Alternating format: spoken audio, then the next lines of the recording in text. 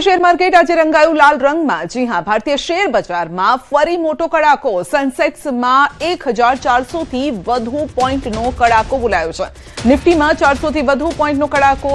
Bank નિફ્ટીમાં 1200 થી વધુ પોઈન્ટનો ઘટાડો જોવા મળ્યો છે। મિડ કેપમાં પણ 1500 થી વધુ પોઈન્ટનો ઘટાડો જોવા મળ્યો છે।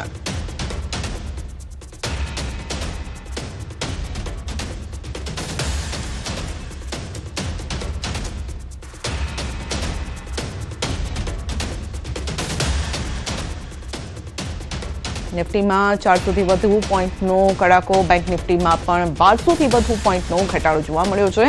ભારતીય શેર બજારમાં ફરી મોટો કડાકો આવ્યો છે। તો રોકાણકારો થોડી ચિંતામાં પણ છે, કારણ કે વૈશ્વિક બજારની જે હાલત અત્યારે જોવા મળી રહી છે, વિશ્વમાં જે પરિસ્થિતિ છે તેની અસર પણ શેર માર્કેટ પર જોવા મળતી હોય છે અને તેવું જ કંઈક અહીંયા જોવા મળી રહ્યું છે। તો નિફ્ટીમાં 400 થી વધુ પોઈન્ટનો કડાકો। ભારતીય શેર બજાર લાલ રંગમાં રંગાઈ ગયું છે। રોકાણકારો કહેવાય છે ત્યારે ઉત્સવ હોય ત્યારે એક નવી આશા પણ જાગતી હોય છે, ખાસ કરીને ભારતીય બજારમાં, પરંતુ અહીંયા ધૂળેટીના દિવસે જ લાલ રંગમાં રંગાયું માર્કેટ। વધુ અપડેટ મેળવીશું સંવાદદાતા સિદ્ધાર્થ પાસેથી। જી સિદ્ધાર્થ, ભારતીય શેર માર્કેટ લાલ રંગમાં રંગાયું એટલે હોળીનો રંગ ત્યાં પણ લાગ્યો છે।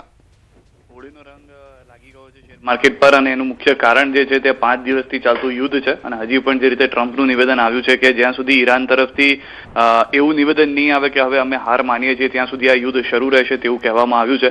સ્પષ્ટ છે કે ભારતનો મોટાભાગનો વેપાર જે છે તે કતાર દેશ છે, સાઉદી દેશીસ છે, કન્ટ્રીઝ છે, એમની સાથે જોવા મળતો હોય છે। અને અત્યારના એના કારણે બીજી એક અપડેટ પણ એ પણ છે સંધ્યા, કે ડોલરની સામે રૂપિયો જે છે એ તળિયા પર છે। 92.27 અત્યારનો જે લોવેસ્ટ અત્યાર સુધીનો ડોલર સામેનો રૂપિયો છે તૂટીને થઈ ગયો છે, અને એના કારણે પણ આ માર્કેટ પર અસર જોવા મળી રહી છે। આમ જોવા જઈએ તો 1 વર્ષ જેટલો સમય થઈ ગયો છે જ્યારબાદ 78,000ની સપાટી પણ સેન્સેક્સે તોડી છે આજે।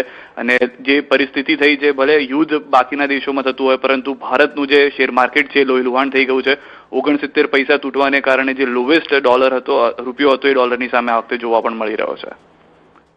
તો ડોલર સામે રૂપિયો રેકોર્ડ બ્રેક ગગડ્યો છે।